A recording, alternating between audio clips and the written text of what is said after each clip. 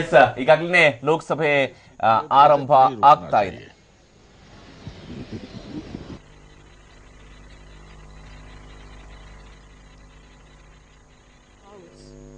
About the sad demise of our colleague Sri E. Ahmed.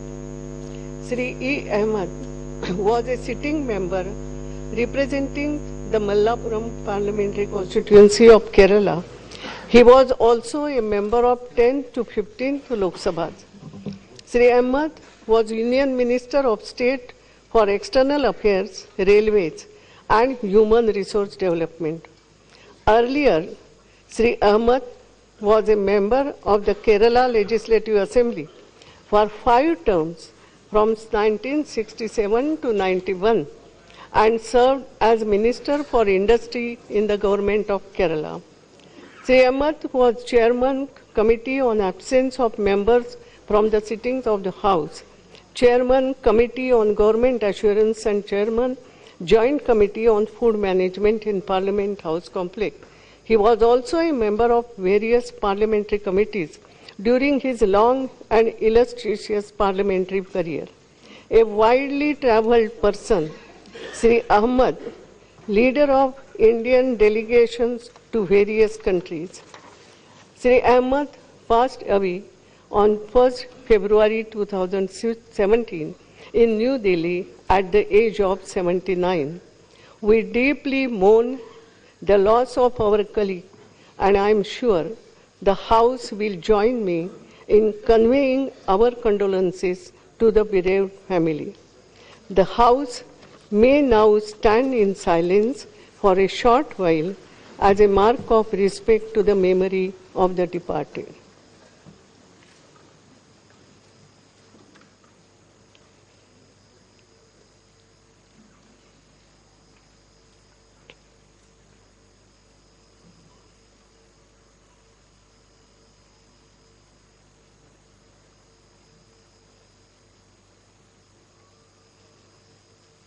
Om Shanti.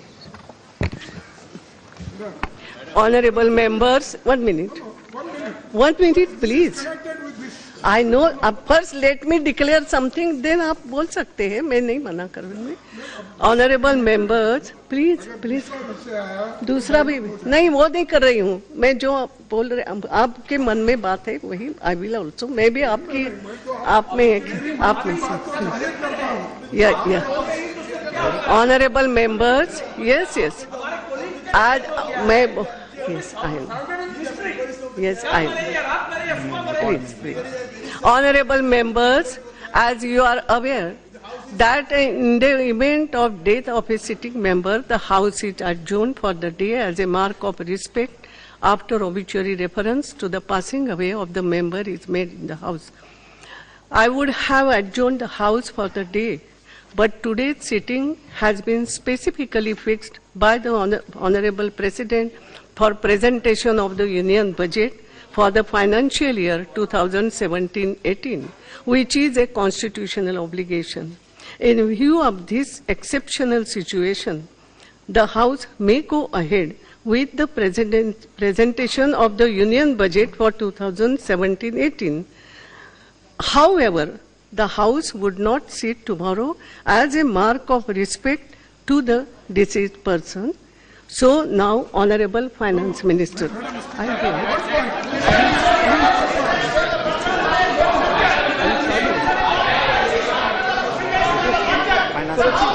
Yes, please. I will. खड़गे जी, अब इसके बाद आप कल की बात मैंने जब बोली है, I'm sorry. Yes, खड़गे जी, ऐसा होता नहीं है. You called me, I met you, and I requested you. Yes. Today the House should be adjourned. Because E. Ahmed is a very senior most leader this House and also in Kerala House. Nearly 45 years he is there in the legislative affairs. And as a mark of respect, the House should be adjourned today. Budget can be presented tomorrow because, why I am telling you, E. Ahmed was on his duty I know. Yesterday, Please. he was in joint parliamentary session, he was Please. present, and he collapsed there only, please, and he was taken to hospital, Yes, and please, after please. taking hospital, and taking Please, hospital. Kharge ji, now please No, 1 minute. stop there only. Taking hospital, there, they already declared dead. We are But in not a spite doctor. of that, I am not a doctor. in spite of that, Nobody is a doctor. it was Please. kept. No, nothing will It go on. was kept. I have given my ruling. और एक बात ऐसी है, हम कोई नहीं, it is a doctor decision, I am sorry, और कल हम रिस्पेक्ट करेंगे, मैंने कहा है, all of us we also respect him, no doubt. So now please honourable minister, yes please, please cooperate with me, please cooperate, सभी को से बात, I am sorry.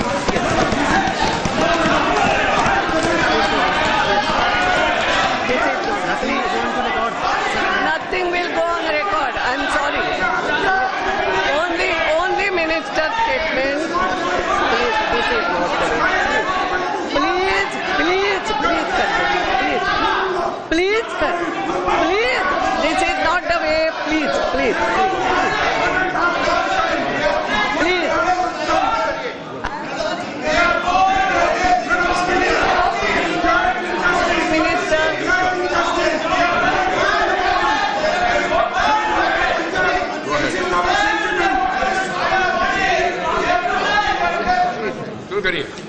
Madam Speaker,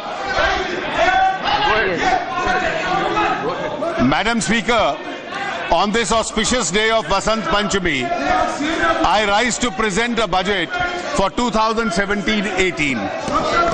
Spring is a season of optimism. I extend my warm greetings to everybody on this occasion. Madam Speaker, I have already our government was elected amidst Please.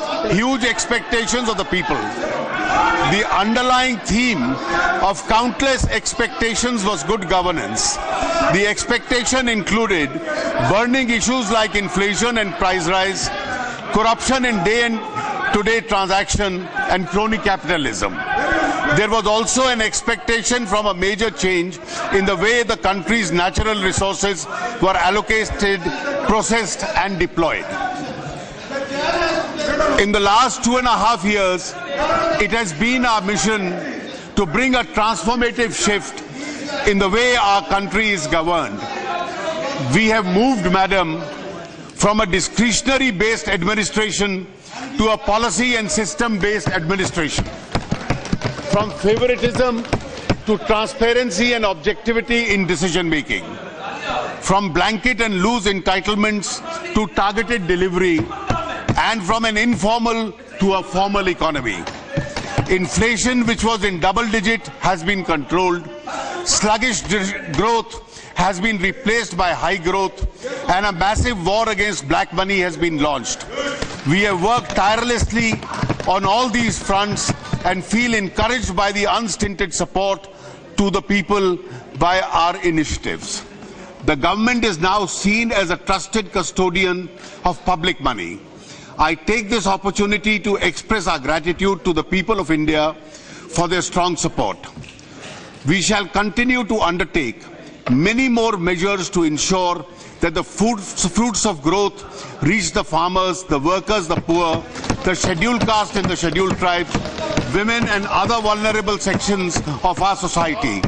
Our focus will be on energizing our youth to reap the benefits of growth and employment.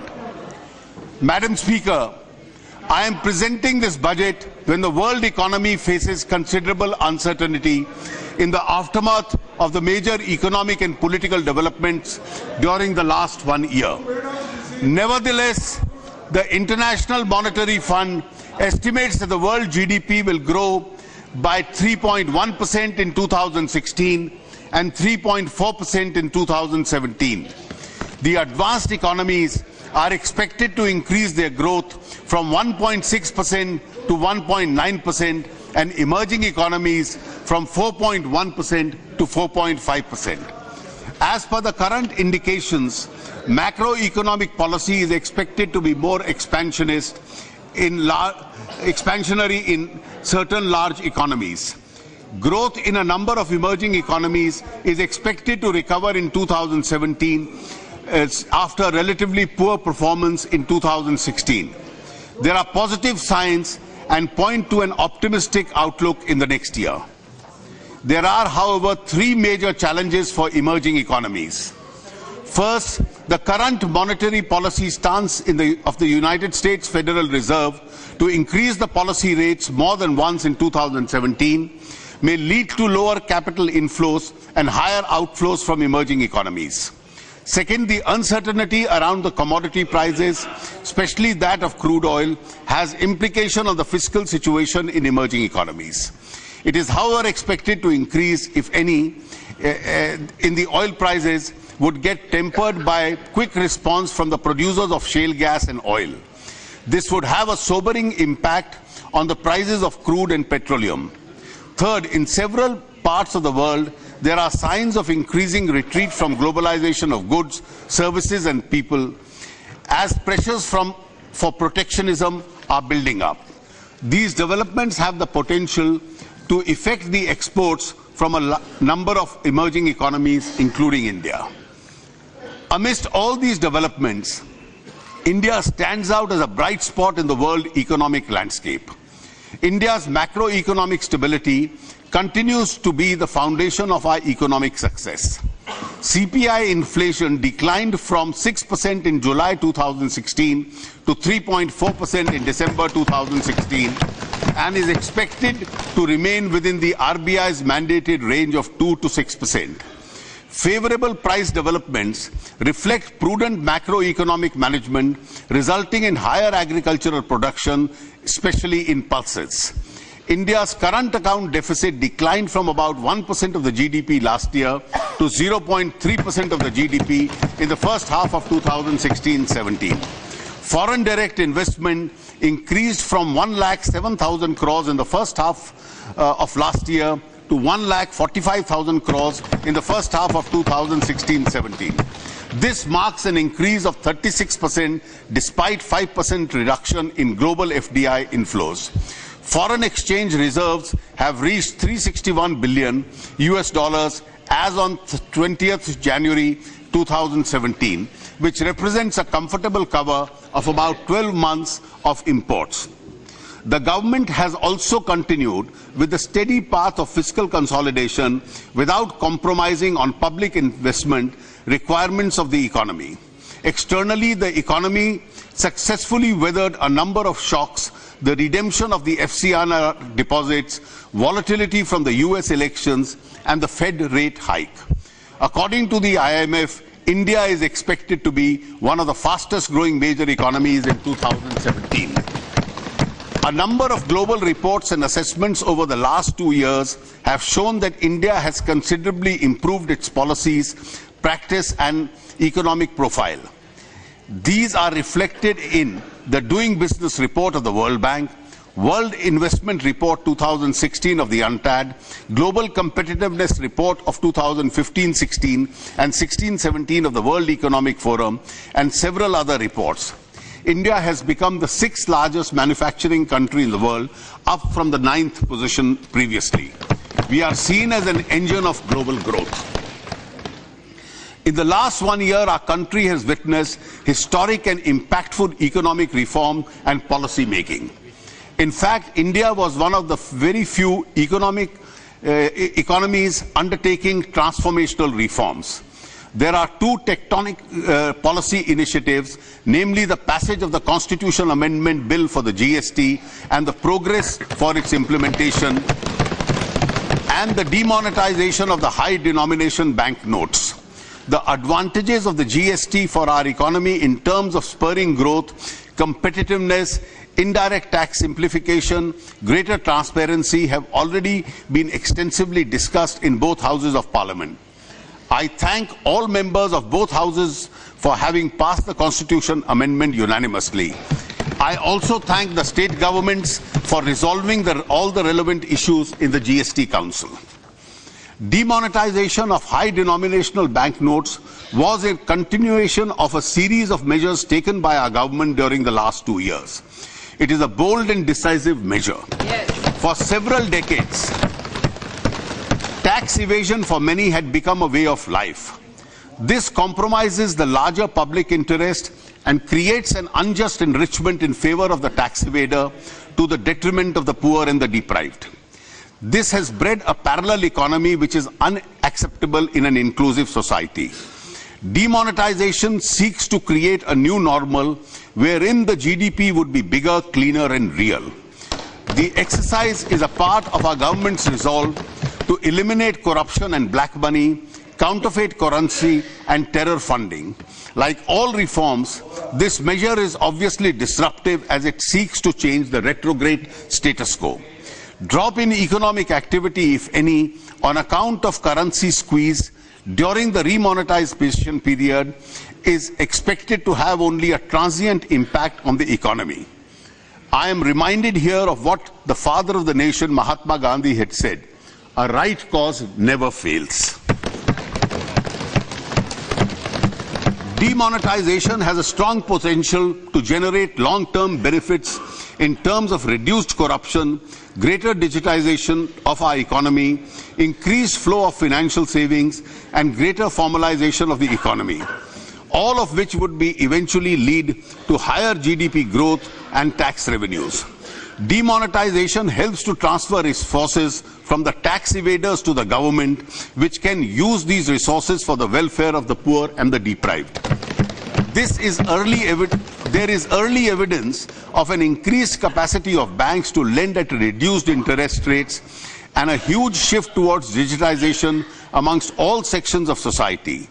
We firmly believe that the demonetization and the GST, which were built on the third transformational achievement of our government, namely the JAM vision, will have an epoch-making impact on the economy and the lives of our people. Madam, we are at an important point in the path of our growth and development. इस मोड़ पर घबरा के न थम जाइए आप, जो बात नहीं है उसे अपनाइए आप, डरते हैं नई राह पे क्यों चलने से, हम आगे आगे चलते हैं आइए आप. The pace of remonetization has picked up and will soon reach comfortable levels. The effects of demonetization are not expected to spill over to the next year. Thus, IMF, even while revising India's GDP forecast from 2016 downwards, has projected a GDP of 7.2 and 7.7% in 2017 and 18 respectively. The World Bank, however, is more optimistic and has projected a GDP of 7% in 2016-17, 7.6% in 17-18, and 7.8 in 18-19. This pickup in our economy is premised upon the policy and determination to continue with economic reforms, increase in public investment in infrastructure and development projects, and export growth in the context of an expected rebound in the world economy. The surplus liquidity in the banking system created by demonetization will lower the borrowing costs and increase the access to credit. This will boost economic activity with multiplier effects. The announcements made by the Honorable Prime Minister on the 31st of December 2016 addresses many of the key concerns of our economy at this juncture, such as housing for the poor, relief to the farmers, credit support to the MSMEs, encouragement to the digital transactions, assistance to pregnant women and senior citizens, and priority to Dalits, tribals, backwards, and women under the Mudra Yojana. My overall approach while preparing this budget has been to spend more in rural areas, infrastructure, and poverty alleviation, and yet maintain the best standards of fiscal prudence. I have kept in mind the need to continue with economic reforms, promote higher investments, and accelerate growth. The last 1 year was a witness to other major reforms, namely the enactment of the Insolvency and the Bankruptcy Code, amendment to the RBI Act for inflation targeting, enactment of the Aadhaar Bill for disbursement of financial subsidies and benefits, significant reform in the FDI policy, the job-creating package for the textile sector, and several other measures.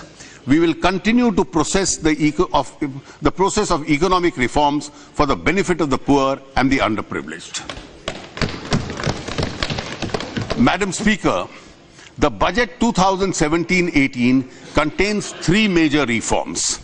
First, the presentation of the budget has been advanced to the 1st of February to enable the Parliament to avoid a vote on account and pass a single appropriation bill for 17-18 before the close of the current financial year. This would enable ministries and departments to operationalize all schemes, projects, including new schemes, right from the commencement of the next financial year.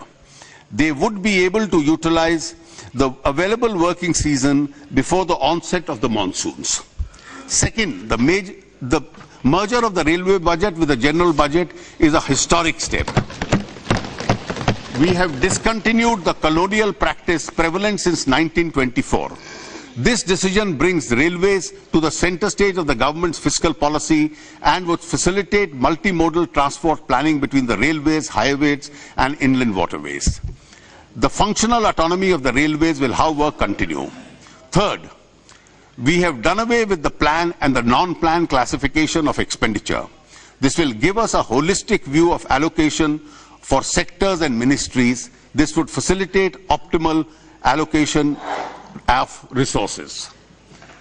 Madam Speaker, we are aware that we need to do more for our people. Continuing with the task of fulfilling the people's expectations, our agenda for the next year is transform, energize, and clean India, that is Tech India. This agenda of Tech India seeks to transform the quality of governance and the quality of life of our people, energize various sections of society, especially the youth and the vulnerable, and enable them to unleash their true potential, clean the country from the evils of corruption, black money, and the non-transparent political funding. I propose to present my budget proposals under 10 distinct themes to foster this broad agenda. The themes are: 1. Farmers for whom we have committed to double their incomes in 5 years. 2. Rural population, providing employment and basic infrastructure. 3. Youth, energizing them through education, skills, and jobs. 4. Poor and the underprivileged, strengthening the system of social security, healthcare, and affordable housing. 5. Infrastructure for efficiency, productivity, and quality of life. 6. Financial sector, growth and stability through stronger institutions. 7. Digital economy for speedy accountability and transparency. 8. Public service, effective governance and efficiency of service delivery through people's participation. 9. Prudent fiscal management to ensure optimal deployment of resources and preserve financial stability. And 10. Tax administration, honoring the honest. Farmers. The Indian farmer has once again shown his commitment to the resilience in the current year. The total area sown under Kharif and Rabi seasons are higher than the previous year. With a better monsoon, agriculture is expected to grow at 4.1% in the current year. In last year's budget speech, I focused on income security to farmers to double their income in 5 years. I had also announced a number of measures. We have taken more steps to enable farmers to increase their production and productivity and to deal with the post-harvest challenges. For a good crop, adequate credit should be available to farmers in time. The target for agricultural credit in 2017 and 18 has been fixed at a record level of 10 lakh crores. इस साल madam 10 lakh crore किसानों को credit के रूप में उसका प्रावधान किया गया है. We will take special efforts to ensure adequate flow of credit to underserved areas, the eastern states and Jammu and Kashmir. The farmers will also benefit from the 60-day interest waiver announced by the Honorable Prime Minister in respect of their loans from the cooperative credit structure. About 40% of the small and marginal farmers avail credit from the cooperative structure, the primary agricultural societies at the end of the year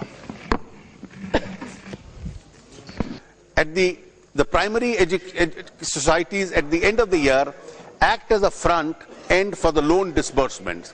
We will support NABARD for computerization and integration of 63,000 functional PACs with core banking support and district cooperative banks.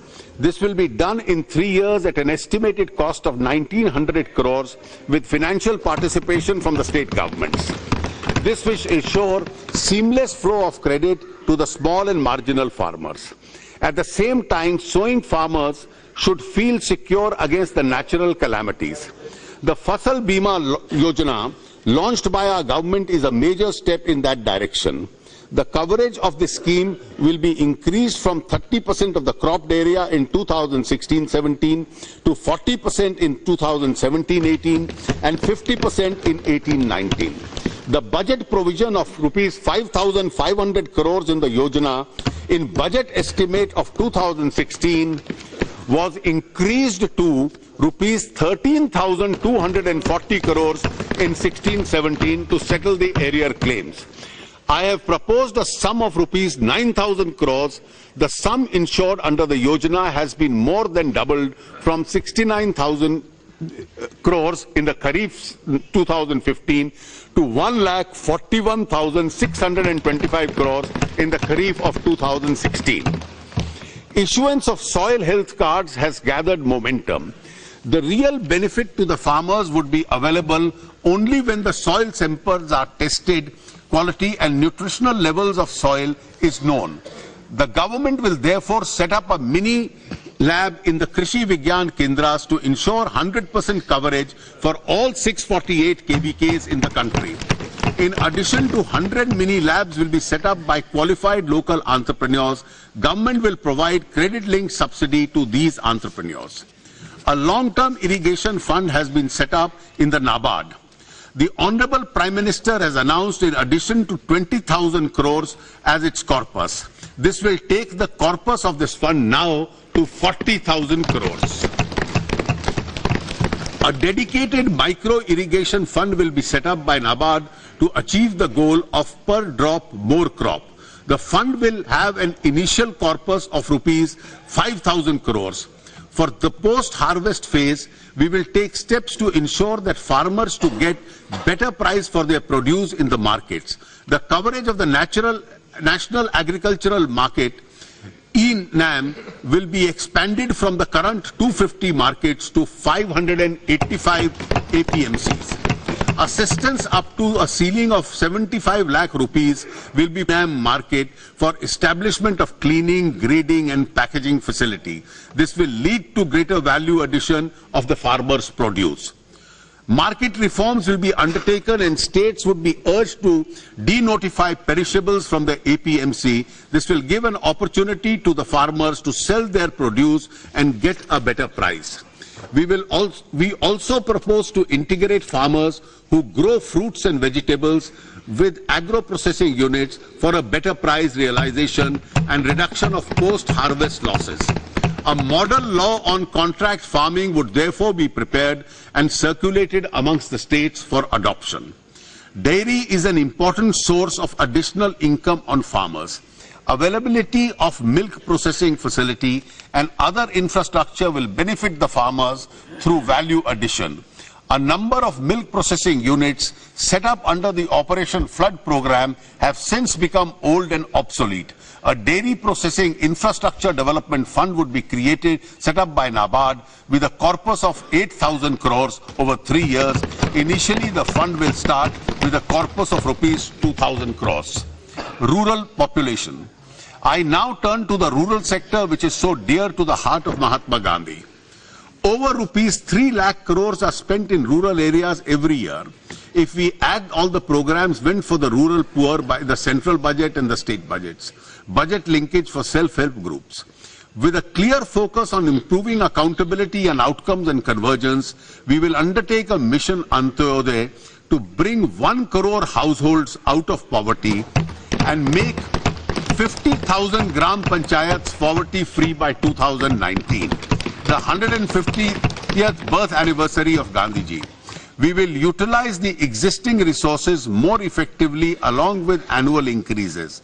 This mission will work with a focused micro plan for sustainable livelihood for every deprived household. A composite index of poverty-free Gram Panchayat would be developed to monitor the progress from the baseline.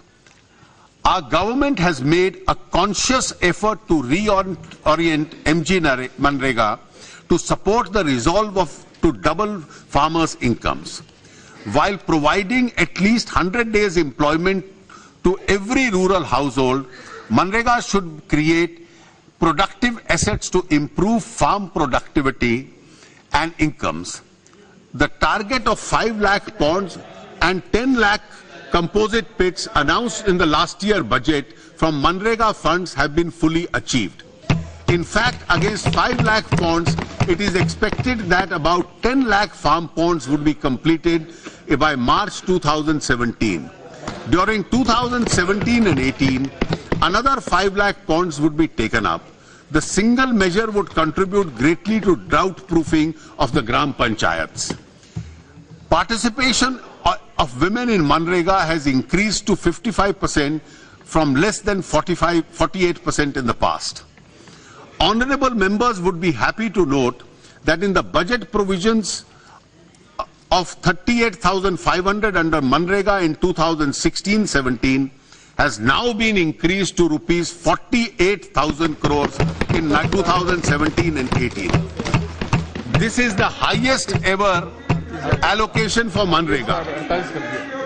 10,000 crore.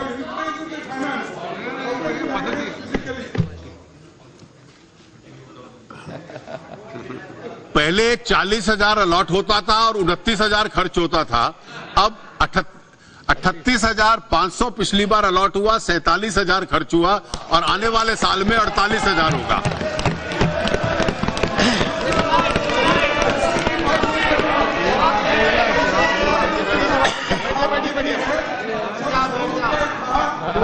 ये परंपरा नहीं है.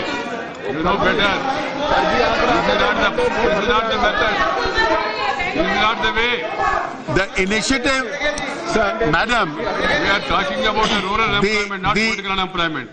the initiative to geotag all Manrega assets and putting them in public domain has established greater transparency.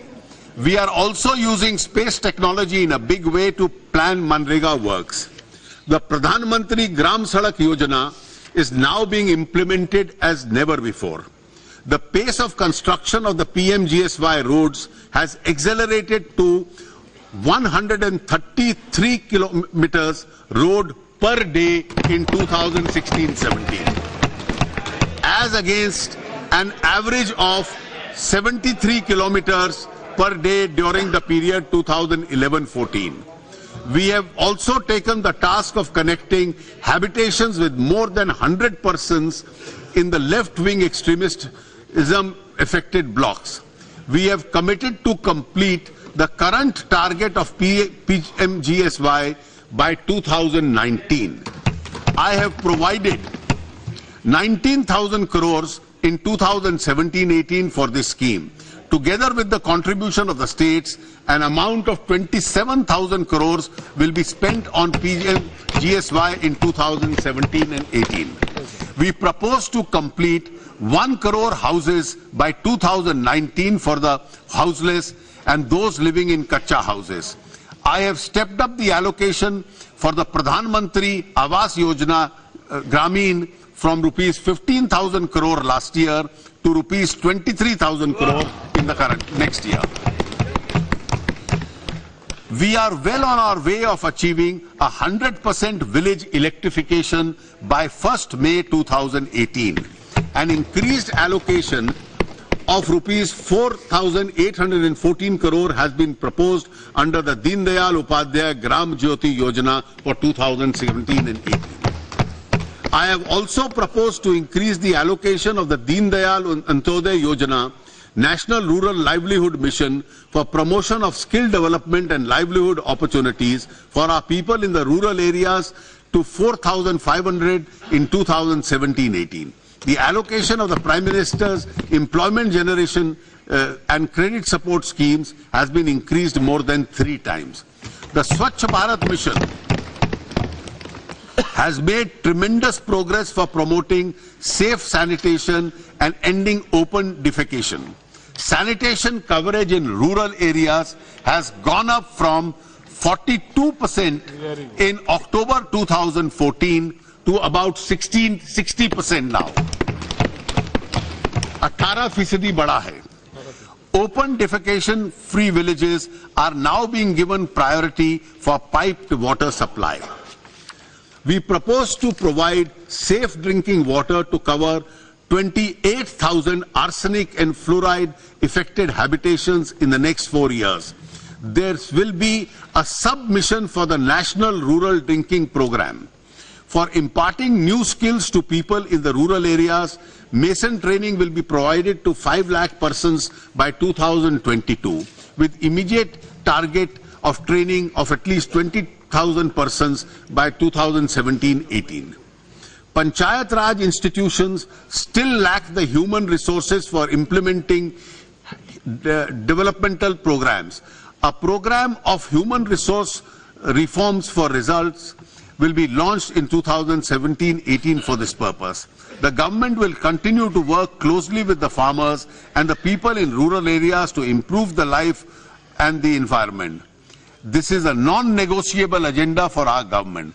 The total allocation for rural, agricultural and allied sectors for 2017-18 is a record 1,87,223 crores,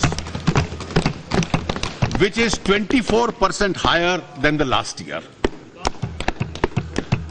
Youth. Let me now focus my proposals on the youth. Quality education will energize our youth. In the words of Swami Vivekananda, the education which does not help the common mass of the people to equip them to struggle for life, is it worth the name? We have proposed to introduce a system of measuring annual learning outcomes in our schools. Emphasis will be given on science education and flexibility in curriculum to promote creativity through local innovative content.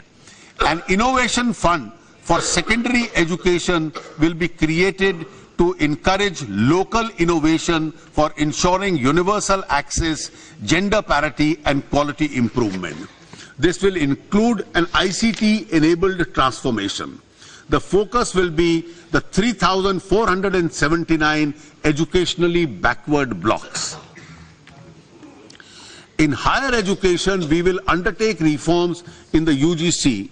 Good quality institutions would be enabled to have greater administration and academic autonomy. Colleges will be identified based on accreditation and ranking and given autonomous status. A revised framework will be put in place for outcome-based accreditation and credit-based programs. We propose to leverage information technology with the launch of Swayam platform with at least 350 online courses. This would enable students to virtually attend the courses taught by the best faculty, access higher quality reading resources, participate in discussion forums, and take tests and earn academic grades. Access to Swayam would be widened by the linkage with DTH channels dedicated to the education. We propose to establish a national testing agency as an autonomous and self-sustained premier testing organization to conduct all entrance exams for higher education. This would free the CBSE, AICTE and other premier institutions from these administrative responsibilities so that they can focus more on academics. We have a huge demographic advantage. Skill India mission launched in July 2015 to maximize the potential of our youth. The Pradhan Mantri Kaushal Kendras have already been promoted in more than 60 districts. We now propose to extend these Kendras to more than 600 districts across the country. 100 India International Skill Centers will be established across the country. These centers would offer advanced training and also courses in foreign languages. This will help those youth of our country to seek job opportunities outside the country. In 2017-18, we have also proposed to launch the skill acquisition and knowledge awareness for livelihood promotion program Sankalp at a cost of rupees 4,000 crores. Sankalp will provide market relevant training to 3.5 crore youth. The next phase of skill strengthening for industrial value enhancement will be launched in 2017-18 at a cost of rupees 2,200 crores. Strive will focus to improve on the quality and the market relevance of vocational training provided in this. ITIs and strengthen the apprenticeship program through industry cluster approach. A special scheme for creating employment in the textile sector has already been launched. A similar scheme will be implemented for the leather and the footwear sector. Tourism is a big employment generator and has a multiplier impact on the economy. 5 special tourism zones anchored on SPV will be set up in partnership with the states. Incredible India 2nd campaign will be launched across the world. The poor and the unprivileged. Madam, I now turn my proposals to the poor and the unprivileged. Sabka Saath, Sabka Vikas begins with the girl child and the woman. Mahila Shakti Kendras will be set up at a village level with an allocation of rupees 500 crores in 14 lakh ICDS Anganwadi centers. This will provide a one-stop convergent support system for empowering rural women with opportunities for skill development, employment, digital literacy, health and nutrition. A nationwide scheme for financial assistance to pregnant women has already been announced by the Honorable Prime Minister on the 31st of December 2016. Under this scheme, rupees 6,000 each will be transferred directly to the accounts of pregnant women who undergo institutional delivery and vaccinate their children.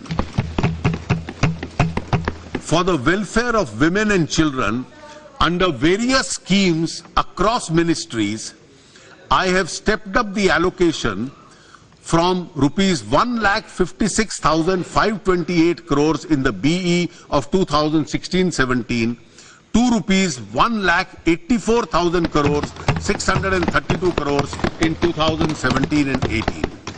We propose to facilitate higher investment in affordable housing, and affordable housing will now be given infrastructure status, which enables those projects to avail the associated benefits. The National Housing Bank will refinance individual housing loans of rupees 20,000 crores in 2017 and 18. Thanks to the surplus liquidity created by demonetization, the banks have already started reducing their lending rates, including those for housing. In addition, interest subvention for housing loans has been announced by the Honorable Prime Minister. Poverty is usually associated with poor health. It is the poor who suffer the maximum from various chronic diseases. Government has therefore prepared an action plan to eliminate Kala Azar and filariasis by 2017, leprosy by 2018, and measles by 2020. Elimination of tuberculosis by 2025 is also targeted. Similarly, action has been prepared to reduce the IMR from 39 in 2014 to 28 in 2019, MMR from 167 in 2011 to 13 to 100 by 2018-20. 1.5 lakh health sub-centers will be transformed into health wellness centers. We need to ensure adequate availability of specialist doctors to strengthen the secondary and the tertiary levels of health care. We have therefore decided to take steps to create an additional 5,000 postgraduate seats per annum. In addition, steps will also be taken to roll out the DNB courses in the big district hospitals, strengthen postgraduate training in the select ESI and municipal corporation hospitals, and encourage reputed private hospitals to start the DNB courses. We will work with the state government to take this task forward. The government is also committed to take necessary steps for structural transformation of the regulatory framework of the medical education and practice in India. 2 new All India Institute of Medical Sciences will be set up in the states of Jharkhand and Gujarat. We propose to amend the drugs and cosmetic rules to ensure availability of drugs at reasonable prices, to ensure the use of generic medicines. New rules regarding medical devices will be formulated. These rules will be internationally harmonized and attract investment into this sector. This will reduce the cost of such devices. We have been keen to foster a conducive labor environment wherein labor rights are protected and harmonious labor relations leads to higher productivity. Legislative reforms will be undertaken to simplify, rationalize and amalgamate existing labor laws into 4 codes: 1 wages, 2 industrial relations, 3 social security and welfare, and 4 safety and working conditions. The Model Shop and Establishment Bill 2016 has been circulated to all states for consideration and adoption. This would open up additional avenues of employment for women. The amendments made to the Payment of Wages Act is another initiative of our government for the benefit of the labor and the ease of doing business. Our government is committed. Our government is giving special importance to the implementation of schemes for the welfare of scheduled castes, scheduled tribe and minorities.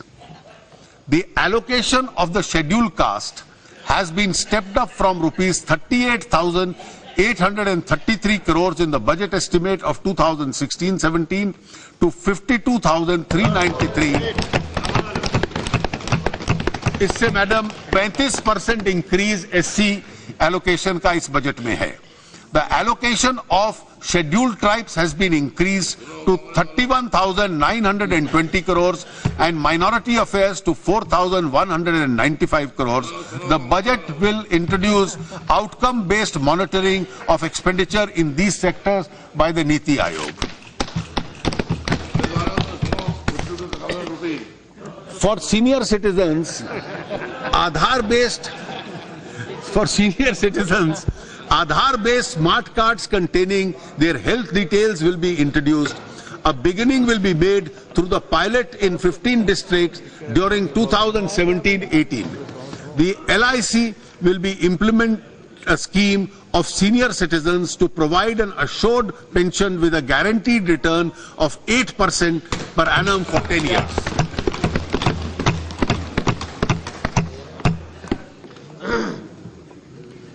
The 5th component of the TEC agenda is infrastructure. Railways, roads and rivers are the lifeline of the country. I feel privileged to present the first combined budget of independent India that includes the railways also.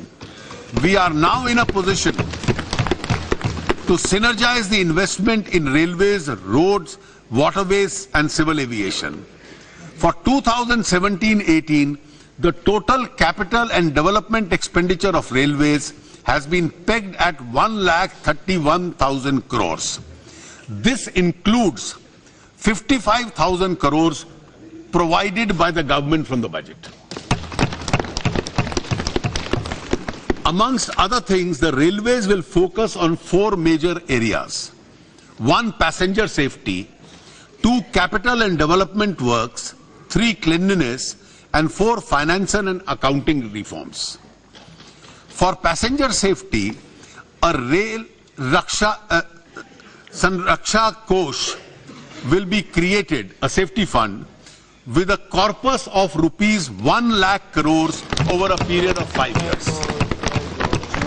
Besides seed capital from the government, the railways will arrange the balance from its own resource avenues and other sources. The government will lay down clear-cut guidelines for timeline for implementation of various safety works to be funded from this course. Unmanned level crossings on broad gauge lines will be eliminated by 2020. Expert international assistance will be harnessed to improve safety preparedness and maintenance practices. In the next 3 years, throughout it is proposed to, the throughput is proposed to be enhanced by 10%. This will be done through modernization, upgradation of identified corridors. Railway lines of 3,500 kilometers will be commissioned in 2017-18 as against 2,800 kilometers in 16-17. Steps will be taken to launch dedicated trains of tourism and pilgrimage. Railways have put up joint ventures with 9 state governments. 70 projects have been identified for construction and development. A beginning has been made with regard to the station redevelopment. At least 25 stations are expected to be awarded during 17-18 for station redevelopment. 500 stations will be made differently abled friendly by providing lifts and escalators. It is proposed to feed around 7,000 stations with solar power in the medium term. A beginning has already been made in 300 stations.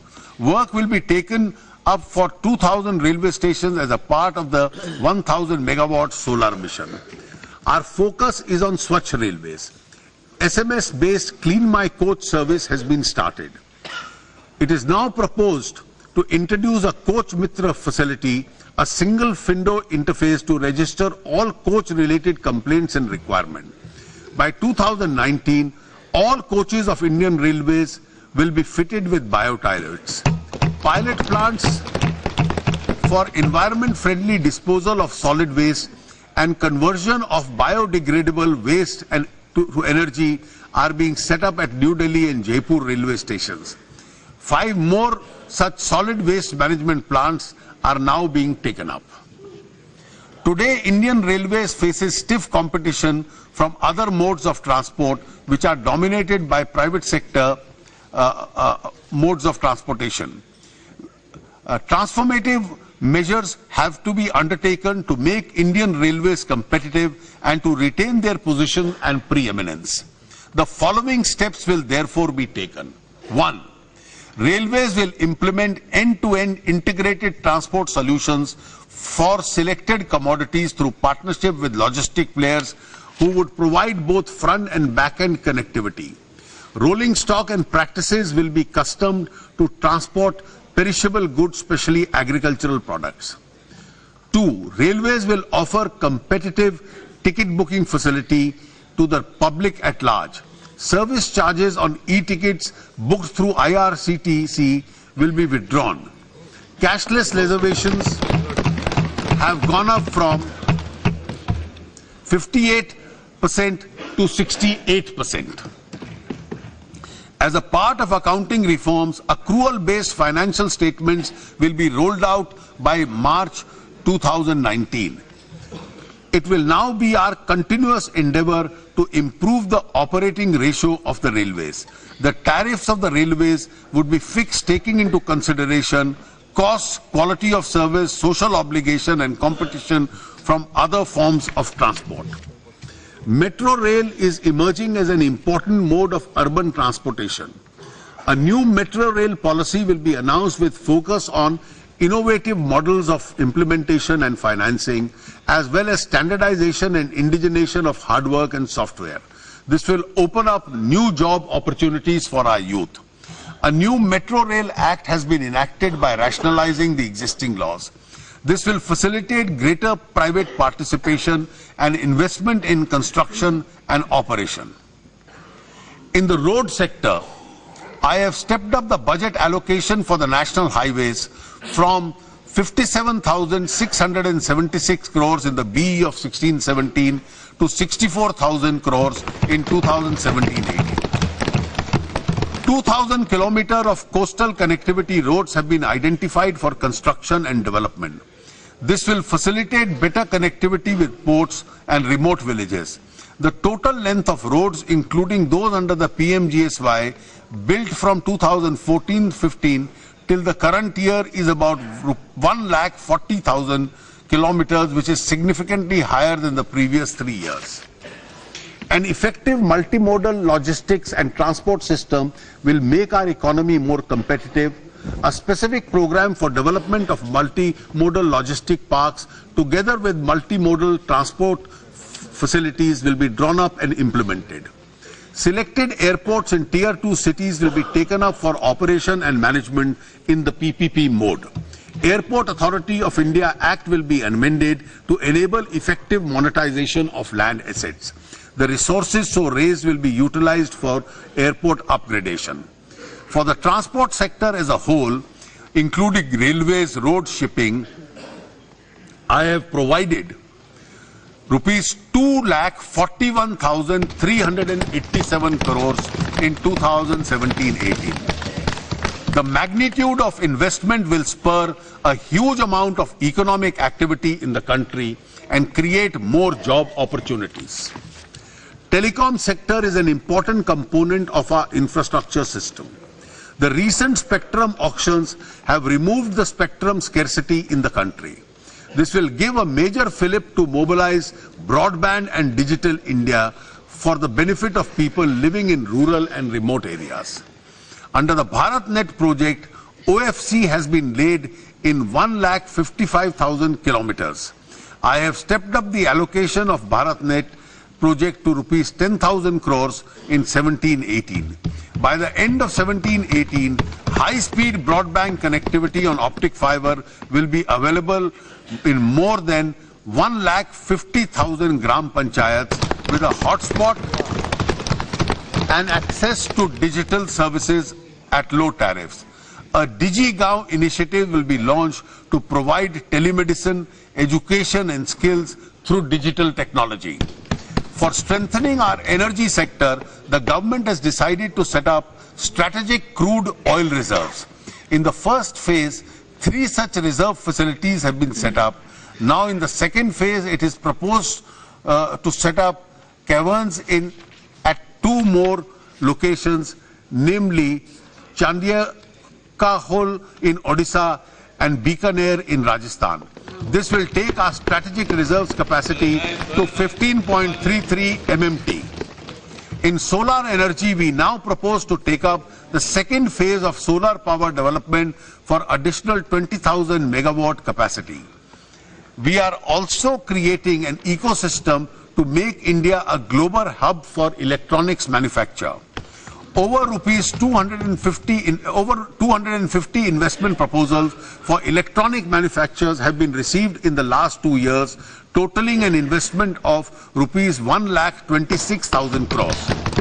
A number of global leaders and mobile manufacturers have set up production facilities in India. I have therefore exponentially increased the allocation and incentives of schemes like MSIPS and EDF to 745 crores in 17-18. This is an all-time high. We have also infrastructure in the competitive world.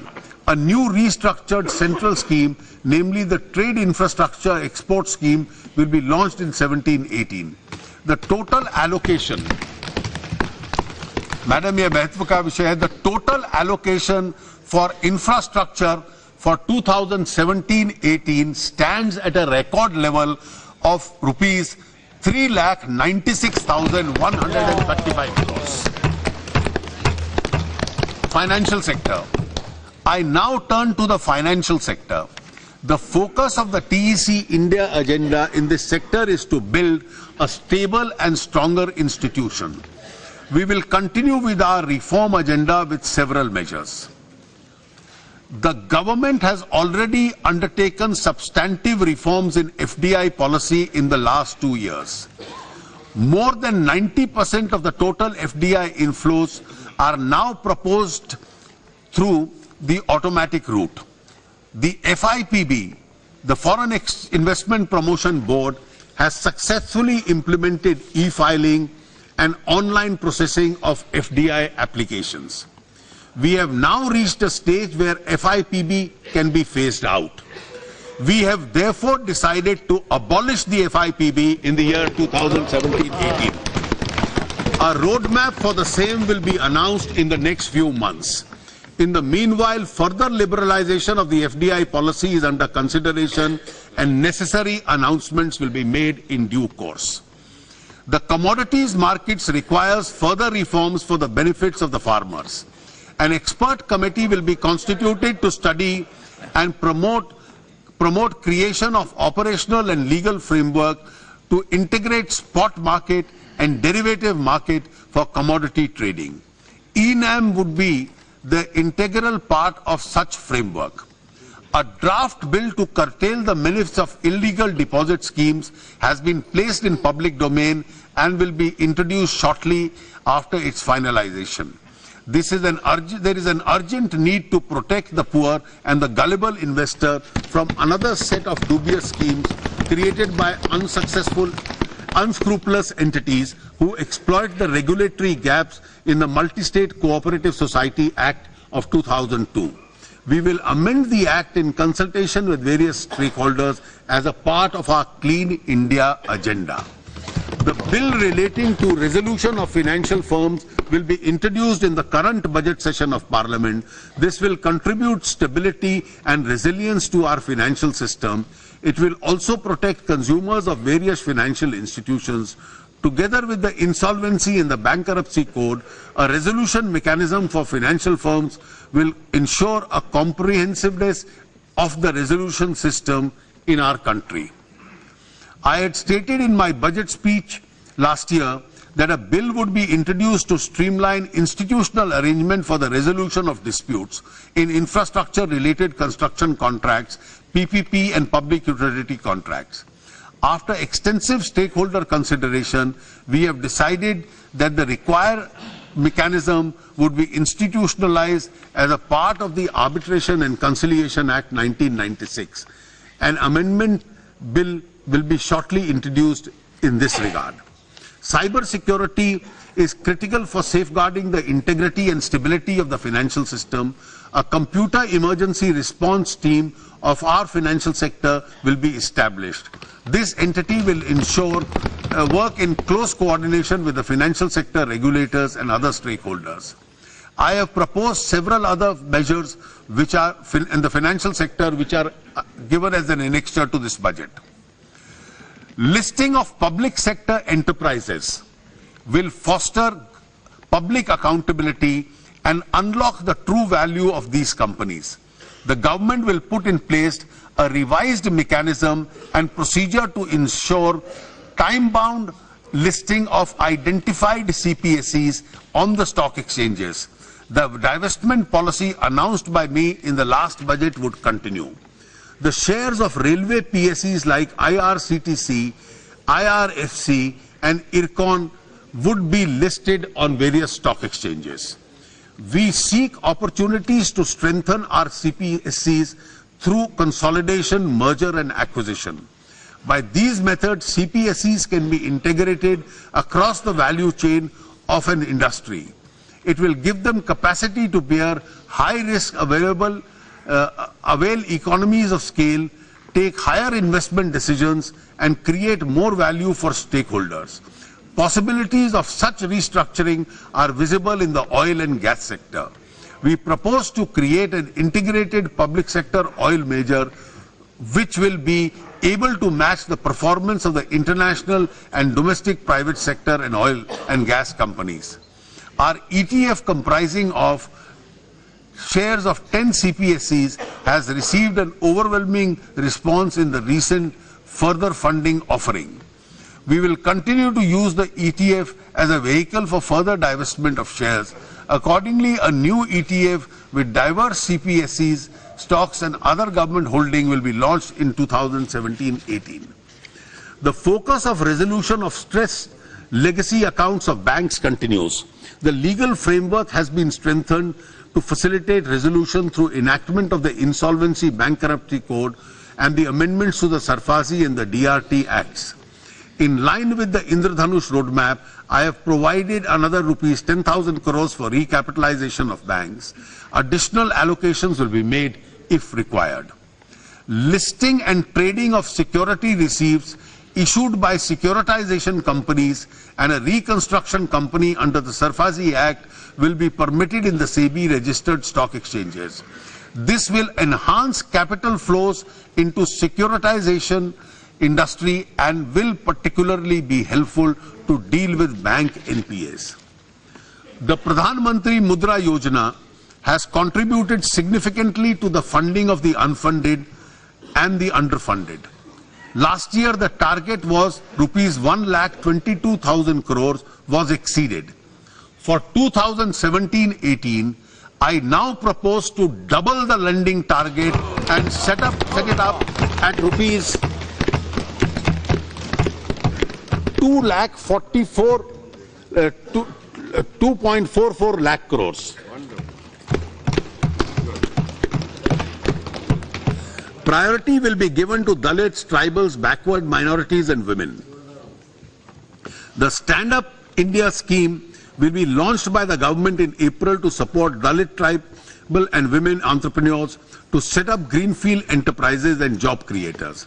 Over 16,000 new enterprises have come up through this scheme in activities as diverse as food processing, garments, diagnostic centers, etc. Promotion of digital economy is an integral part of government strategy to clean up the system and weed out corruption and black money. It has a transformational impact in terms of greater formalization of our economy and mainstreaming of our financial system into the banking system. This in turn is expected to energize private investment in the country through lower cost of credit. India is now at the cusp of a massive digital revolution. A shift to digital platform has huge benefits to the common man. The earlier initiative of our government to promote financial inclusion and JAM Trinity were important precursors to our current push for digital transactions. Already there is evidence of an increased digital transaction. The BHIM app has been launched. It will unleash the power of mobile phones for digital payments and financial inclusion. 125 lakh people have adopted the BHIM app so far. The government will launch 2 new schemes to promote the use of BHIM. These are referral bonus schemes for individual and a cashback scheme for merchants.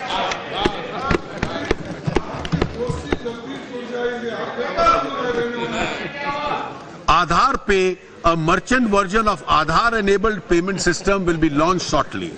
This will especially be beneficial to those who do not have debit cards, mobile wallets or mobile phones. A mission will be set up with a target of 2,500 crore digital transactions for 2017 and 18 through UPI, USD, Aadhaar Pay, IMPS debit cards. Banks have targeted to introduce additional 10 lakh new POS terminals by March 2017. They will be encouraged to introduce 20 lakh Aadhaar-based POS by September 2017. Increased digital transactions will enable small and micro enterprises to access formal credit. Government will encourage SIDBI to refinance credit institutions which provide unsecured loans at reasonable rates to borrowers based on their transaction history. The digital payment infrastructure and grievance handling system shall be strengthened. The focus will be on rural and semi-urban areas through post office, fair price shops and banking correspondence. Steps would be taken to promote and possibly mandate petrol pumps, fertilizer depots, municipalities, block offices, road transport offices, universities, college, hospitals and other institutions to have facilities for digital payment, including the BHIM app. A proposal to mandate all government received through digital means beyond a prescribed limit is under consideration. The government will strengthen the Financial Inclusion Fund to augment resources for taking up these initiatives. Government will consider and work with various stakeholders for early implementation of the interim recommendations of the Committee of the Chief Ministers on Digital Transactions. The Committee on Digital Payments, constituted by the Department of Economic Affairs, has recommended structural reforms in the payment and ecosystem, including amendments to the Payment and Settlements System Act 2007. Government will undertake a comprehensive review of this Act and bring about an appropriate amendment. To begin with, it is proposed to create a payment regulatory board in the Reserve Bank of India by replacing the existing Board of Regulation and Supervision of the Payment and Settlement Systems. Necessary amendments are proposed to this effect in the Finance Bill 2017. As we move faster towards the path of digital transaction and check payment, we need to ensure that payers of dishonored checks are able to realize their payments. Therefore, government is considering the option of amending the Negotiable Instruments Act suitably. I now turn to public service. Our focus here is on effective government and efficient service delivery. We have made a strong beginning with regard to the direct benefit transfer to the LPG and the kerosene consumers. Chandigarh and 8 districts of Haryana have become kerosene free. 84 government schemes have been boarded on the DBT platform. The government's e-marketplace, which is now functional for procurement of goods and services, has been selected as one of the winners of the South Asian Procurement Innovation Awards of the World Bank. Our citizens in far-flung regions of the country find it difficult to obtain passports and redress passport-related grievances. We have decided to utilize the head post office as a front office for rendering passport service. Our defense forces keep the country safe from both external and internal threats. A centralized defense travel system has now been developed through which travel tickets can be booked online by our soldiers and officers. They do not have to face the hassle of standing in a queue with the railway warrant. A comprehensive web-based interactive pension distribution system for defense pensioners will be established. This system will receive pension proposals and make payments centrally. This will reduce the grievance of the defense pensioners. At present, our citizens, especially those belonging to the poor and unprivileged society, go through cumbersome procedures of government recruitment.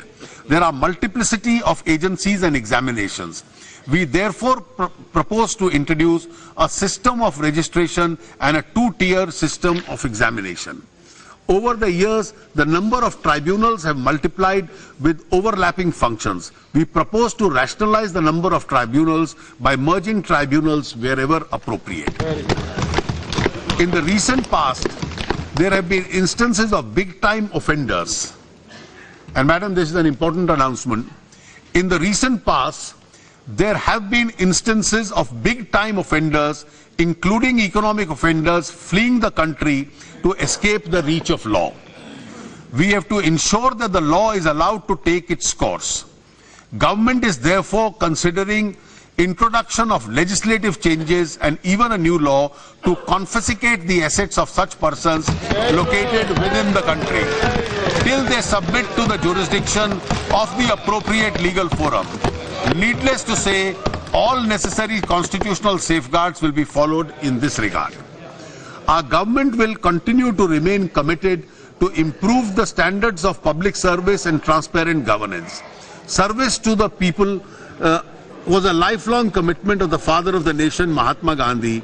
As we approach the 150th birth anniversary of the Mahatma, we will take steps to celebrate it in a befitting manner.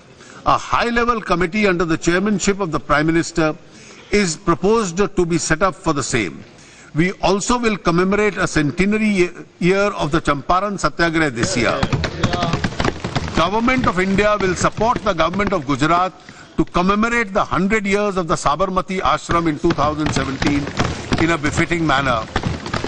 200 years ago, in 1817, a valiant uprising of the soldiers led by Bakshi Jagabandhu took place in Khordha of Orissa. We will commemorate the same appropriately. I now turn to the fiscal situation in the country in the context of the budget 2017-18. The total expenditure of the budget 2017-18 has been placed at rupees 21,47,000 crores. With the abolition of the planned non-planned classification of expenditure, the focus is now on revenue and capital expenditure. I have stepped up the allocation of capital expenditure by 25.4% over the previous year. This will have a multiplier effect and lead to higher growth. The total resources being transferred to the states and the union territories with legislature is rupees 4.11 lakh crores as against 3.6 lakh crores in the BE of 2016-17. Details of allocations for important sectors and schemes and transfer resources to the states are given in an annexure to my speech.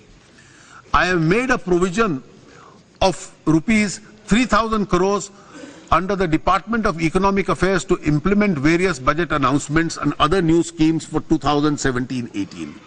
For defense expenditure, excluding pensions, I have provided, I repeat, for defense expenditure excluding pensions, I have provided a sum of rupees 2,74,114 crores, including 86,488 crores for defense capital. I have increased the allocation for scientific ministries to rupees 37,435 crores in 2017-18. For the first time, a consolidated outcome budget covering all ministry departments is being laid along with other budget documents. This will improve the accountability of the government expenditure. The FRBM Review Committee has given its report recently. The committee has done an elaborate exercise and has recommended that sustainable debt path must be the principal macroeconomic anchor of our fiscal policy. The committee has favored a debt to GDP of 60% for the general government by 2023, consisting 40% for the central government and 20% for the state governments. Within the framework, the committee has derived and recommended 3% fiscal deficit for the next 3 years. The committee has also provided for an escape clauses for deviations up to 0.5% of the GDP from the stipulated fiscal deficit target. Amongst the triggers for taking recourse to these escape clauses, the committee has included far-reaching structural reforms in the economy with an unanticipated fiscal implication as one of the factors. Although there is a strong case now to invoke this escape clause, I am refraining from doing so. The report of the committee will be carefully examined and appropriate decision taken in due course. Nevertheless, I take note of the fiscal deficit roadmap of 3% recommended by the committee for the next 3 years. I have taken into consideration the need for higher public expenditure in the context of sluggish private sector investment and slow global growth. I have kept in mind the recommendations of the committee that sustainable debt should be the underlying basis of prudent fiscal management. Considering all these aspects, I have pegged the fiscal deficit for 2017-18 at 3.2% of the GDP and remain committed to achieve 3% in the following year. With this gradual approach, I have ensured adherence to fiscal consolidation without compromising with the requirements of public investment. I have taken due care to limit the net market borrowings of the government to rupees 3.48 lakh crores after buyback much lower than rupees 4.25 lakh crores of the previous year. More importantly, the revenue deficit of 2.3% in the budget estimate of 2016-17 now stands reduced to 2.1% in the revised estimates. The revenue deficit for the next year is pegged at 1.9% as against 2% pegged in the FRBM Act. It will be our endeavour to improve upon the fiscal numbers, especially the fiscal deficit in the next year, through greater focus on quality expenditure and higher tax realization through huge cash deposits in banks triggered by demonetization. Madam Speaker, I shall now present my tax proposals.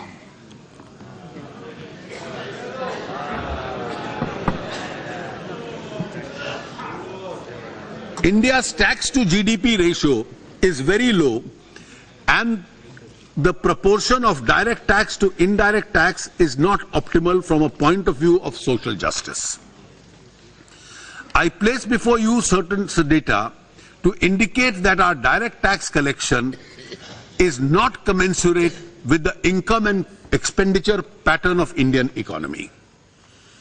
As against an estimated 4.2 crore people engaged in the organized sector employment, the number of individuals filing returns for salary income is only rupees 1.74 crores.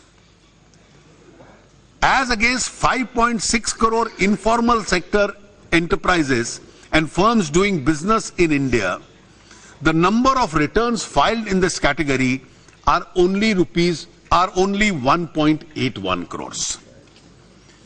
Out of 13.94 lakh companies registered up to 31st March 2014, 5.97 companies have filed their return for assessment year 2016-17.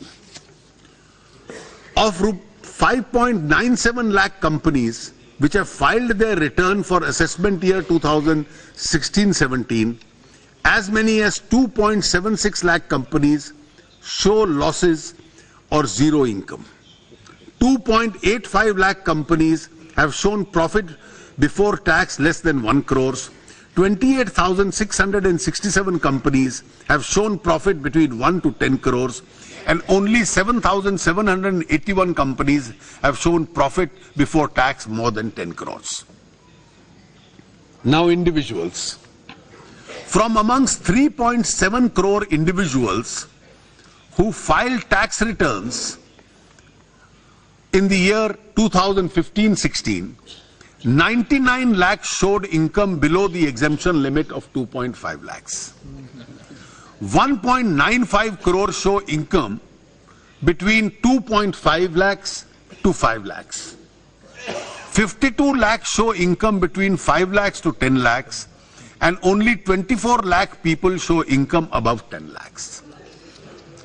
Thus, out of 76 lakh individual assessee who declare income above 5 lakh, 56 lakhs are in the salaried class. यानी 76 लाख लोग 5 लाख से अधिक income disclose करते हैं साल की, जिसमें से 56 लाख वेतनभोगी हैं, बाकी सिर्फ 20 लाख हैं व्यापार, व्यवसाय, प्रोफेशनल सब मिला के. The number of people showing income more than 50 lakhs in the entire country is only 1.72 lakhs. We contrast this that in the last 5 years, more than 1.25 crore cars have been sold.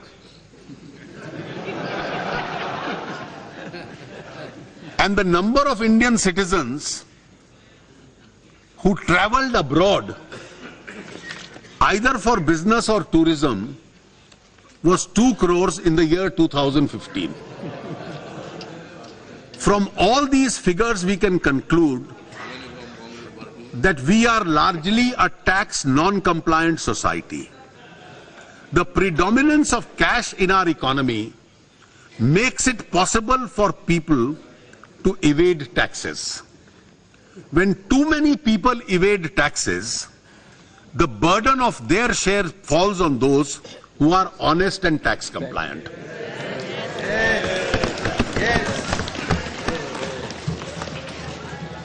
After demonetization,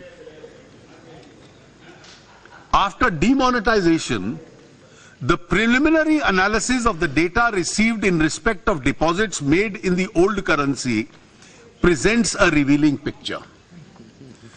During the period 8th November to 30th December 2016, deposit between rupees 2 lakhs and 80 lakhs was made in 1.09 crore bank accounts. and that was an average deposit of rupees 5.03 lakhs. Deposits of more than 80 lakhs was made in 1.48 lakh bank accounts. That the average size of the deposit was 3.31 crores. This data mining will help us immensely in expanding the tax net as well as increasing the revenues, which was one of the objects of demonetization.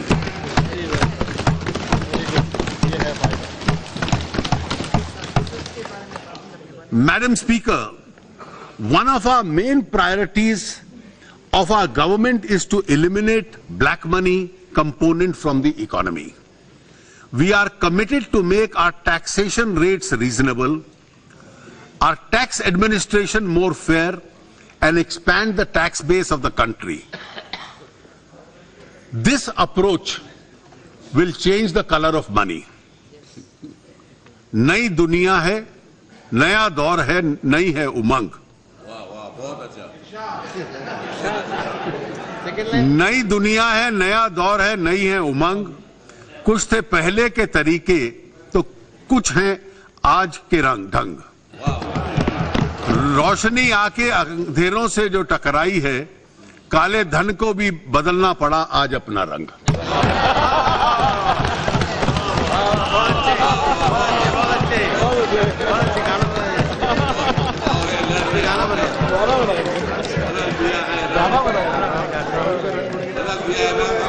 The net tax revenue of 2013-14 was 11.38 lakh crores. This grew by 9.4% in 14-15 and 17% in 15-16.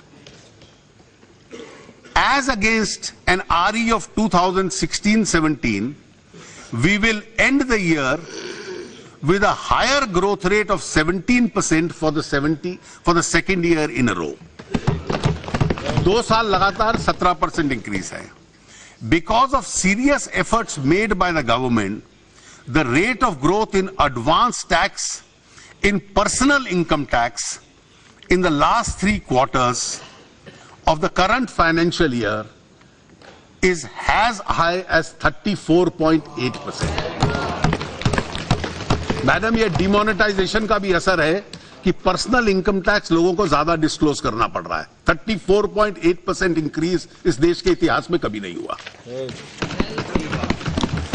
Madam Speaker, the thrust of my tax proposal in this budget is to stimulate growth, relief to the middle class, affordable housing, curb black money, promote digital economy, bring transparency in political funding, and simplification of tax administration. Measures for promoting affordable housing in the real estate. In my budget proposals last year, I had announced a scheme for profit-linked income tax exemption for promoters of affordable housing scheme, which has received a very good response. However, in order to make this scheme more attractive, I propose certain changes in the scheme. First of all, instead of a built-up area of 30 and 60 square meters, the carpet area of 30 and 60 square meters will now be counting. इससे 30% size बढ़ जाता है affordable housing का. Also, the 30 square meter will apply only in case of municipal limits of 4 metropolitan cities, while the rest of the country, including the peripheral areas of metros, limit of 60 square kilometers will apply. In order to be eligible, the scheme 60 square meter, I'm sorry, I stand corrected, 50 meters will apply. In order to be eligible, the scheme was to be completed in 3 years after commencement. I now propose to extend it to 5 years. At present, the houses which are unoccupied after getting a completion certificate are subject to tax at a notional rental income. For builders for whom constructed buildings are stock in trade, I propose to apply this rule only after 1 year at the end of the year when the completion certificate is received, so that they can get some breathing time for liquidating their inventory. We also propose to make a number of changes in the capital gain tax provision in respect of land and building. The holding period for considering gain from immovable property will be, in the long term, is 3 years. This is now proposed to be reduced to 2 years. After the base year for indexation is now proposed to be shifted from 1/4/81 to 1/4/2001 for all classes of assets, including immovable property. This move will significantly reduce the capital gains tax liability while encouraging mobility of assets. We also plan to extend the basket of financial instruments to which the capital gains can be invested without payment of tax. For joint development agreements signed by the development of property, the liability to pay capital gains tax will arise only in the year the project is completed. The new state capital for the state of Andhra Pradesh is being constructed by an innovative land pooling mechanism without use of the Land Acquisition Act. I propose to exempt capital gains tax persons holding land from 2/6/14, the date on which the state of Andhra was reorganized, and whose land is pooled for the creation of capital city under the government scheme. A concessional withholding rate of 5% is being charged on interest earned by foreign entities in the external commercial borrowings or in the bonds in government securities. This concession is available till 30th June 2017. I propose to extend it till 30th June 2020. This benefit is also extended to the rupee denominated masala bonds. The government gave income tax exemption to startups with certain conditions last year. For the purpose of carrying forward losses in respect of such startups with conditions, continuous holding of 51% of voting rights has been relaxed, subject to the condition that holding of original promoters continues. Also, the profit-linked deduction available to startups for 3 years out of 5 years is now being changed to 3 years out of 7 years. Minimum alternative tax is at present levied on advance tax. There is a strong demand for abolition of MAT.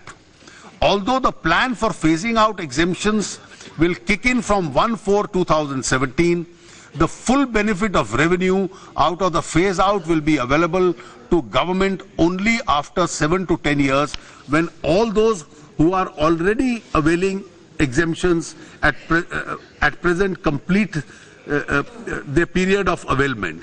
Therefore, it is not practice to remove MAT at present. However, in order to allow companies to use MAT credit in future, I propose to allow a carry forward of MAT for a period of 15 years instead of 10 years at present. In my budget proposals of 2015, I had announced that I would bring down corporate rate down to 25% gradually. In budget 2016, I had announced a reduction by 1% in the case of those companies whose turnover was less than 5 crores. In the same budget, I had also announced that new manufacturing companies which do not avail any exemption could be charged only 25%. Medium and small enterprises occupy the bulk of economic activity and are also instrument in providing maximum employment to people. However, since they do not get many exemptions, they end up paying more taxes as compared to large companies. As per data of the financial year 2015-16, 2.85 lakh companies making a profit of less than 1 crore, effective tax rate was 30.26, while 298 companies making a profit of 500 crores pay an effective rate of only 25.90. In order to make MSME companies more viable and to encourage firms to migrate to the company format, I propose to reduce income tax for smaller companies with an annual turnover up to 50 crores to 25%. तो जितनी भी companies 50 crore तक की turnover है उनका 5% tax कम किया जाएगा. As per the data of assessment year 2015-16, there are 6.94 lakh companies filing returns, out of which 6.67 lakh companies fall in this category. Therefore, percentage-wise, 96% of India's companies will get the benefit of this lower taxation. This will make our MSME sector more competitive as compared to larger companies. The revenue foregone in this measure is expected to be 7,200 crore per annum. In order to give a boost to the banking sector, I propose to increase allowable provisions of non-performing assets from 7.5% to 8.5%.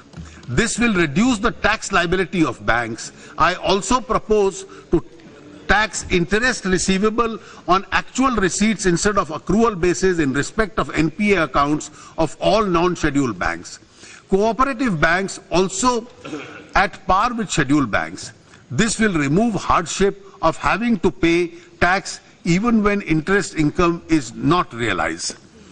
Considering the wide range of the LNG as a fuel as well as a feedstock for petrochemical sector, I propose to reduce the basic customs duty on LNG from 5% to 2.5%. In order to incentivize domestic value addition and promote Make in India, I propose to make changes in the custom and central excise duties in respect of certain items which are given in the annexure of my speech.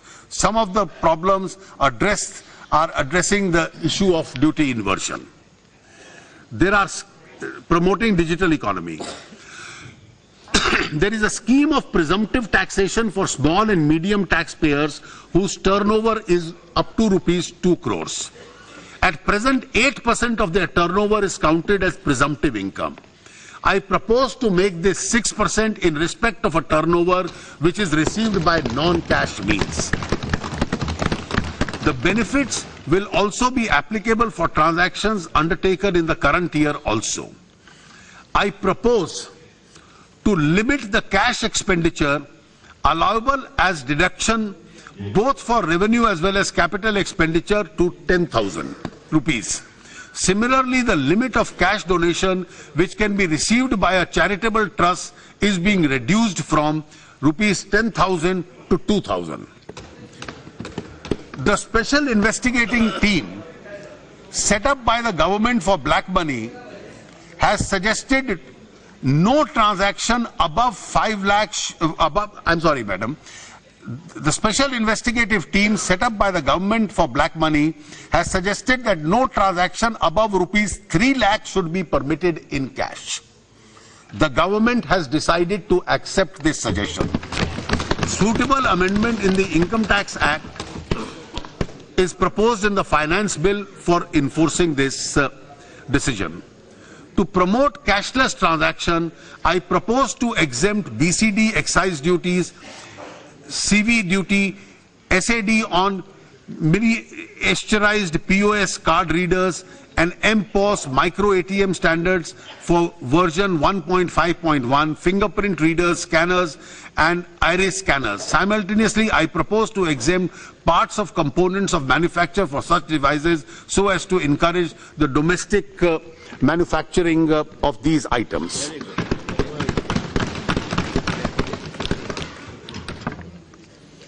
My next item, Madam, concerns all of us.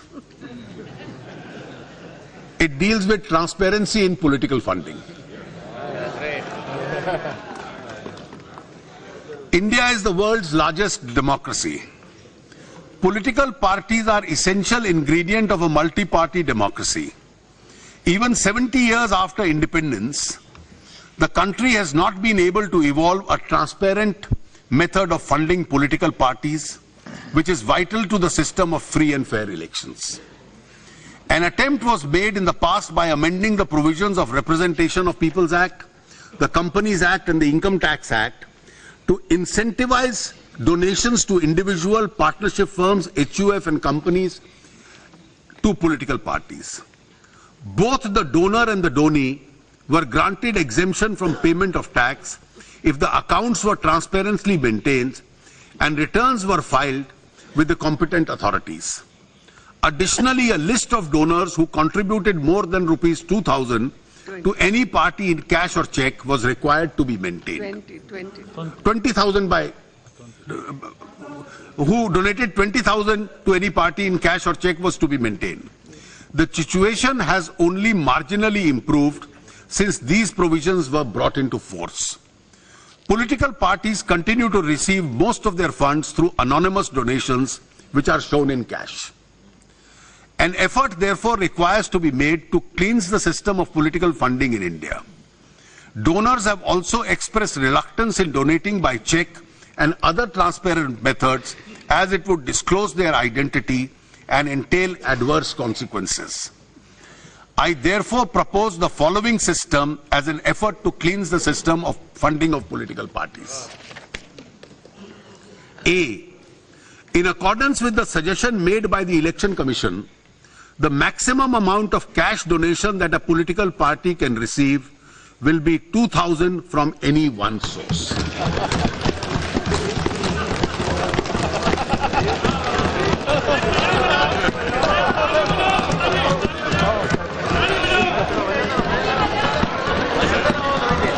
B.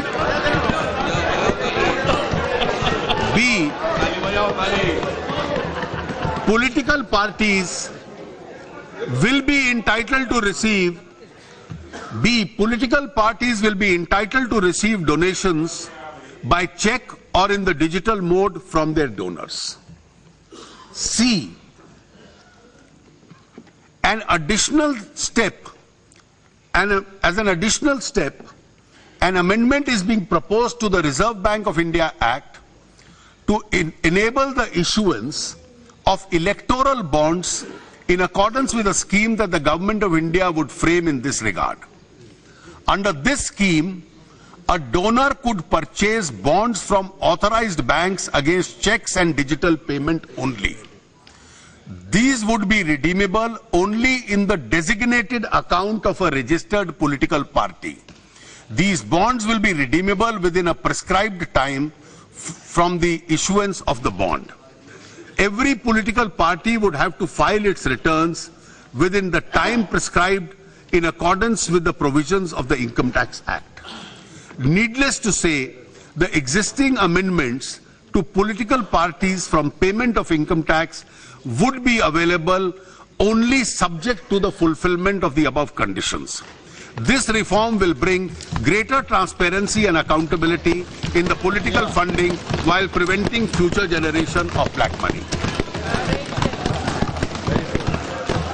Ease of doing business. As an anti-avoidance measure, the provision of domestic transfer pricing in respect of related entities was brought in by the Finance Act 2012. Since the number of entities being covered under the domestic pricing has gone up substantially, necessitated a longer scrutiny, which causes hardship to domestic companies. In order to reduce the compliance burden due to the domestic transfer pricing provision, I propose to restrict the scope of domestic transfer pricing only if one of the entities involved is a related party transaction enjoying specified profit-linked deduction. I propose to increase the threshold limit for audit of business entities who opt for presumptive income scheme from 1 crore to 2 crores. Similarly, the threshold for maintenance of books of individuals and HUF is being increased from a turnover of rupees 10 lakhs to 25 lakhs or income from 1.2 lakhs to 2.5 lakhs. In 2012, the Income Tax Act was amended to provide for taxation of those transactions for transfer of shares or interests in foreign entity deriving its value substantially from Indian assets.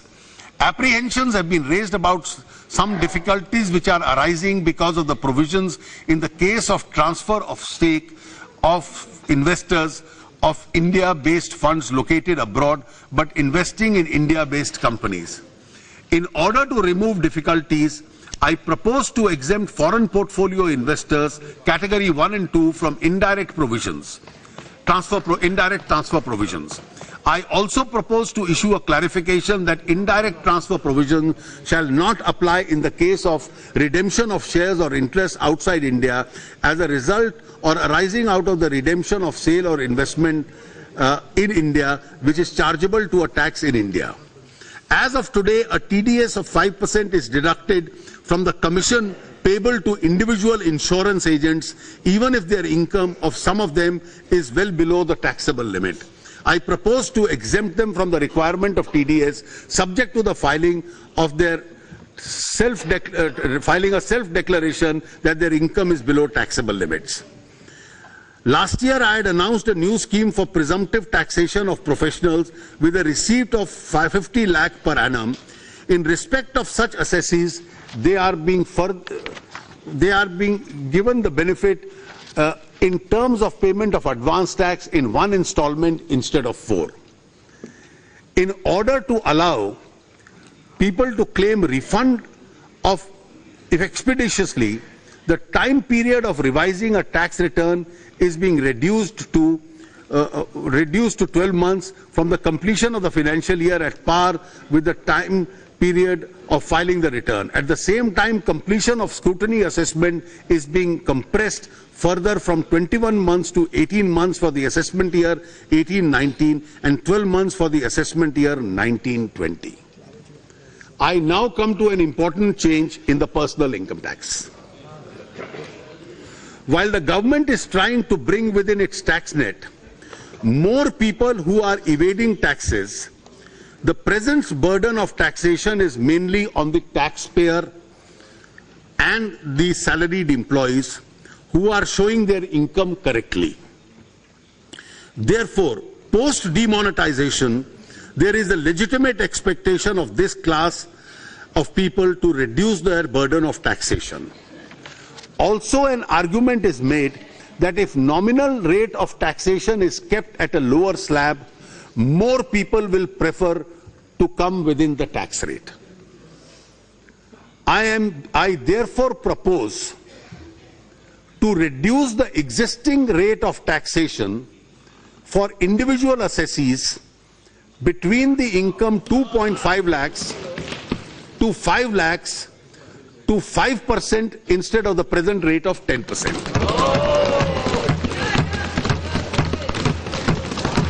This would reduce the tax liability of all persons below rupees 5 lakhs income either to 0 with a rebate or 50% of their existing liability. In order not to have any duplication of benefit, the existing benefit of rebate available to the same group of beneficiaries being reduced to 2,500, available only if to the assessees with income up to 3.5 lakhs. The combined effect of both these measures will mean that there would be a zero tax liability for a person getting income up to 3 lakh rupees and a tax liability of only 2,500 for people with an income of 3 to 3.5 lakhs. If limit of rupees 1.5 lakhs under section 80C investment is used fully, tax would be zero for people with an income up to rupees 4.5 lakhs.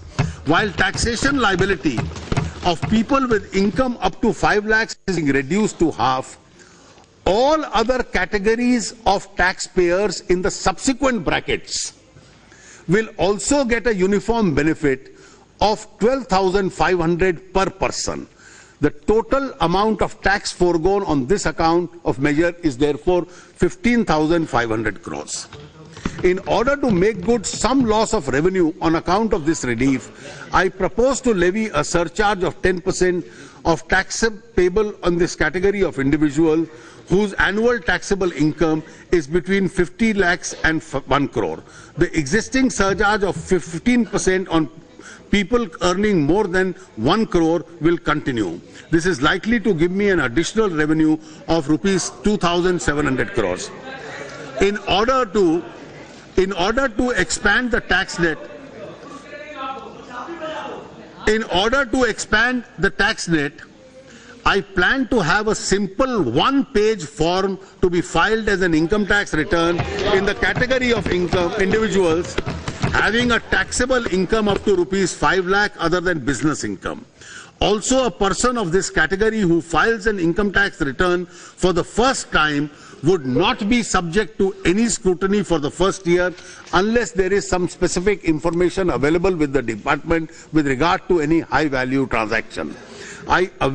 I appeal to all citizens of India to contribute to national building by making a small payment of 5% of tax if their income falls in the lowest slab of 2.5%, 2 lakhs to rupees 5 lakhs. Some other important amendments in the tax laws which are not covered in my speech are given in Annexure 3 to this budget. There has been a substantial progress towards ushering the GST by far the biggest tax reform since independence.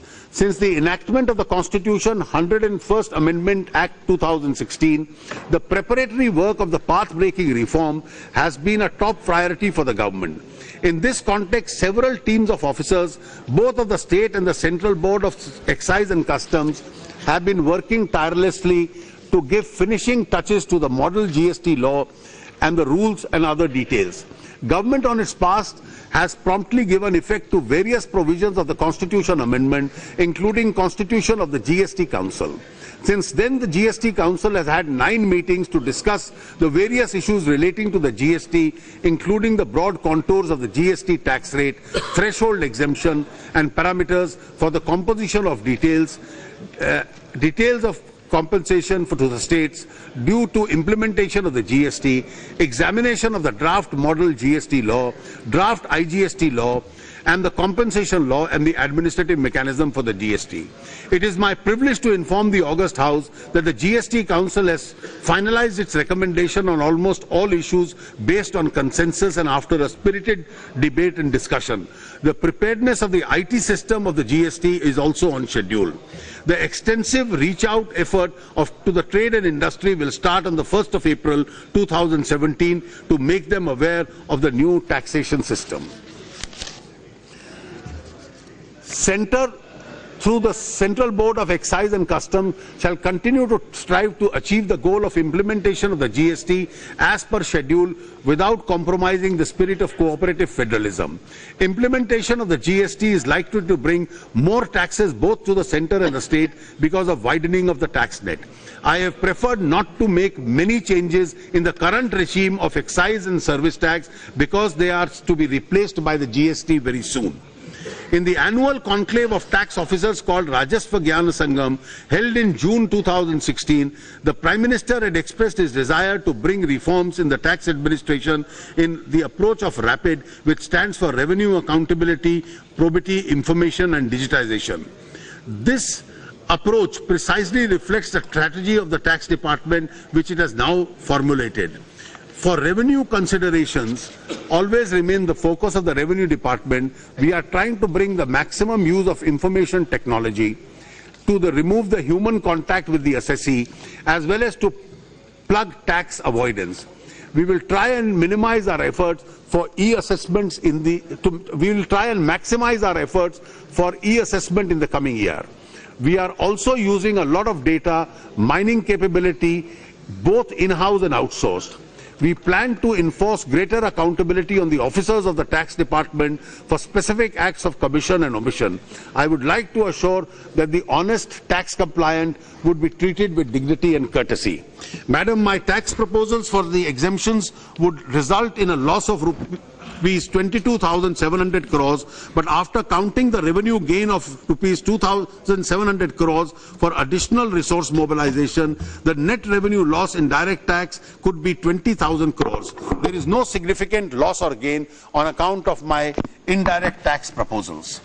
Madam Speaker, I have outlined in the budget proposals under an overarching agenda, transform, energize and clean India. Our emphasis will now be on implementing all these proposals for the benefit of farmers and the poor and the underprivileged sections of our society. Madam Speaker, it is said, when my aim is right, when my goal is in sight, the winds favor me and I fly. There is no other day which is more appropriate for this than today. With these words, Madam, I commend the budget to this Honourable House.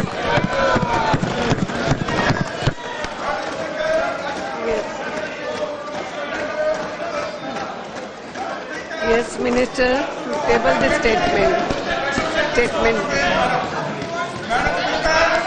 Item number 2. Yes. Lay the table. Statement. Madam, I rise to lay on the table of the House the following statements under Section 3 of the Fiscal Responsibility and the Budget Management Act 2003, Macroeconomic Framework Statement, Medium-Term Fiscal Policy Statement and Fiscal Policy Strategy Statement. Yes. Now, introduce the finance. Madam, I rise to move for leave to introduce the Finance Bill 2017. The question is that leave be granted to introduce the Finance Bill 2017. Those in favor may say aye. Those against may say no. I think the ayes have it. The leave is granted. The minister may now introduce the finance. Madam, I introduce the bill. Yes, thank you. Now, House stands adjourned to meet again on Friday, the 3rd February 2017 at 11 a.m.